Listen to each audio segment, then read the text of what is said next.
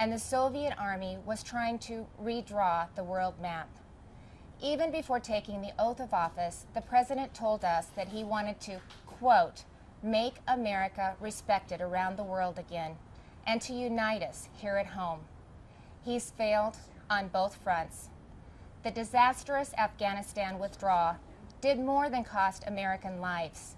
It betrayed our allies and emboldened our enemies. North Korea is testing missiles again at an alarming rate. The Speaker of the House recently warned our Olympic athletes not to speak out against China. And now Russia has launched an unprovoked, full-scale military invasion of Ukraine, an attack on democracy, freedom, and the rule of law. Now all Americans must stand united in solidarity with the brave people of Ukraine as they courageously defend their country against Putin's tyranny as they fight for their freedom. But we shouldn't ignore what happened in the run-up to Putin's invasion, waiving sanctions on Russian pipelines while eliminating oil production here at home, focusing on political correctness rather than military readiness, reacting to world events instead of driving them. Weakness on the world stage has a cost, and the president's approach to foreign policy has consistently been too little, too late. It's time for America to once again project confidence. It's time to be decisive. It's time to lead. But we can't project strength abroad if we're weak at home. And that's what I want to discuss with you tonight. The President and Democrats in Congress have spent the last year either ignoring the issues facing Americans or making them worse. They were warned that spending trillions would lead to soaring inflation.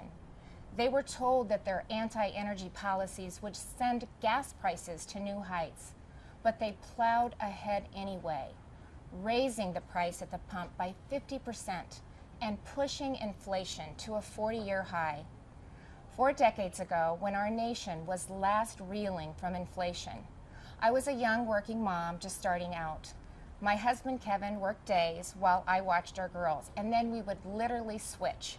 We would pass in the yard as he was coming home, and I was leaving to work evenings at the local grocery store. From across that checkout counter, I saw the pain of inflation on my neighbors' faces. I saw what happens when prices rise faster than wages. The Biden administration believes inflation is a, quote, high-class problem. I can tell you, it's an everybody problem. I saw moms and dads' paychecks buy them less and less. I watched working people choose which essentials to take home and which ones to leave behind. And now President Biden's decisions have a whole new generation feeling that same pain. When I took the oath of office 5 years ago, I promised Iowans that I would never lose sight of who I was working for, that I wouldn't become detached from the problems they were facing, from the problems that I had faced myself. But you don't have to check groceries to see what high inflation does to people. You just need to step outside of the DC bubble. Talk to Americans about what's on their mind. Ask them, what are your concerns? What keeps you up at night? And they'll tell you. And I can tell you what's not on that list. They won't tell you that spending trillions more and bankrupting their children is the answer to their problems. They won't tell you that we should be paying people not to work. And they certainly won't tell you that we should give billions in tax giveaways to millionaires and billionaires in Democrat-controlled states like California, New York, and New Jersey. But that's what the Biden administration has been pushing for over the last year. And that's all part of Build Back Better. Thankfully, the president's agenda didn't pass because even members of his own party said enough is enough. Well, the American people share that view. Enough is enough. And it's not just with DC spending. Americans are tired of a political class trying to remake this country into a place where an elite few tell everyone else what they can and cannot say, what they can and cannot believe. They're tired of people pretending the way to end racism is by categorizing everybody by their race. They're tired of politicians who tell parents they should sit down, be silent, and let government control their kids' education and future. Frankly, they are tired of the theater, where politicians do one thing when the cameras are rolling and another when they believe you can't see them. Where governors and mayors enforce mandates but don't follow them. Where elected leaders tell their citizens to stay home while they sneak off to Florida for sun and fun. Where they demand that your child wear a mask, but they go maskless. So you've heard the excuses. They were just holding their breath. But it's the American people who are waiting to exhale, waiting for the insanity to stop. We now live in a country where violent crime is out of control. Liberal prosecutors are letting criminals off easy, and many prominent Democrats still want to defund the police.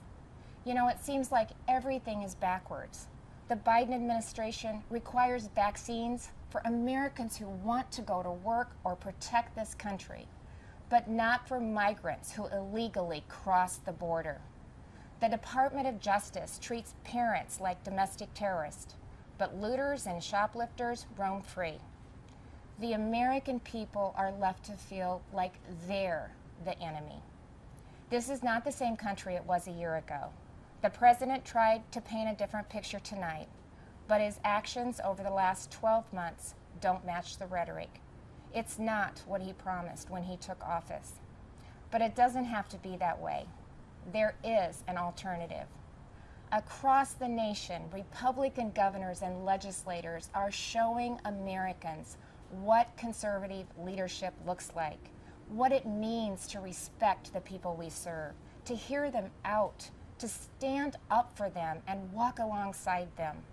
We know that our problems require bold action, but we also know that bold action doesn't have to mean government action. It's Americans making their own decisions for their own families and future. Republican governors face the same COVID-19 virus head-on.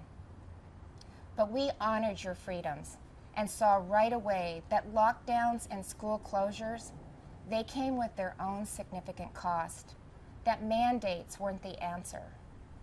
And we actually listened to the science, especially with kids in masks and kids in schools. What happened and is still happening to our children over the last 2 years is unconscionable. Learning loss, isolation, anxiety, depression. In so many states, our kids have been left behind, and so many will never catch up. That's why Iowa was the first state in the nation to require that schools open their doors. I was attacked by the left, I was attacked by the media, but it wasn't a hard choice. It was the right choice. And keeping schools open is only the start of the pro-parent, pro-family revolution that Republicans are leading in Iowa and states across this country. Republicans believe that parents matter.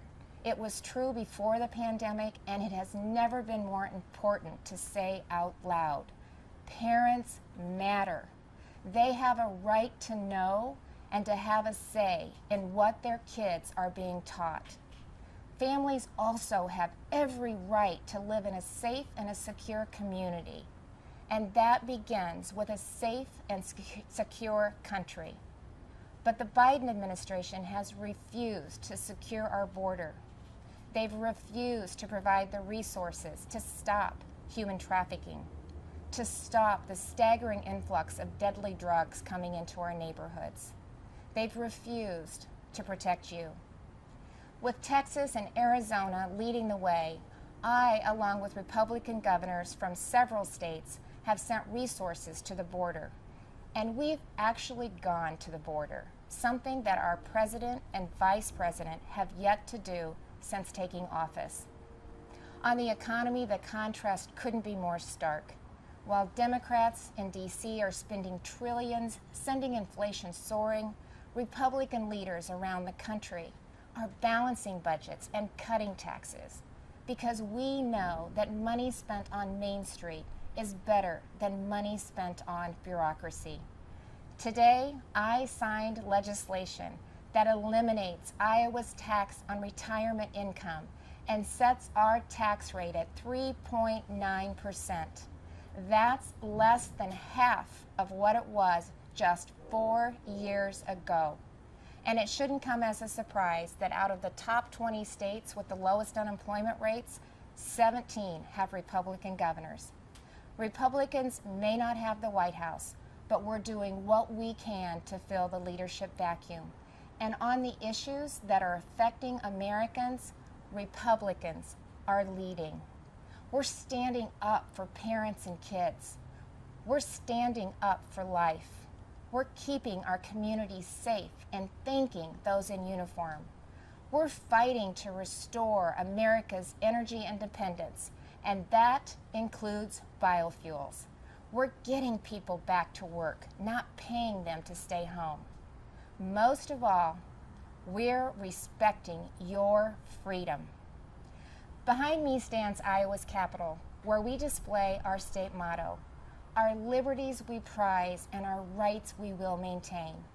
And those aren't just empty words.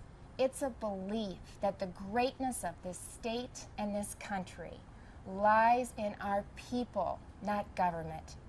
You shouldn't have to wake up every morning and worry about the next thing the government is going to do to you, your business, or your children.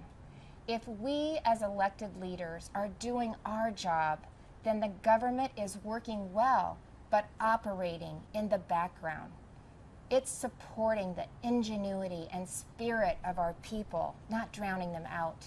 It's keeping them safe, not restricting their freedom. That's what I believe, that's what Republicans believe, and that's what Republicans are doing. I am so blessed to be the governor of Iowa, where people are humble, hardworking, and patriotic. We take care of each other. And yes, we are, as they say, Iowa nice. But you don't have to be from Iowa to see that those are the values of America at its best. All of America. Over the last few years, I've put my faith in Iowans, and they haven't let me down. I encourage this president to do the same, to put his faith in you, the American people, who have never wavered in your belief in this country, regardless of who leads it. Because you know, you've shown that the soul of America isn't about who lives in the White House. It's men and women like you in every corner of this nation who are willing to step up and take responsibility for your communities, for your neighbors, and ultimately for yourselves. By that most important measure at least, the state of our union is indeed strong. Thank you, God bless you, and God bless the United States of America.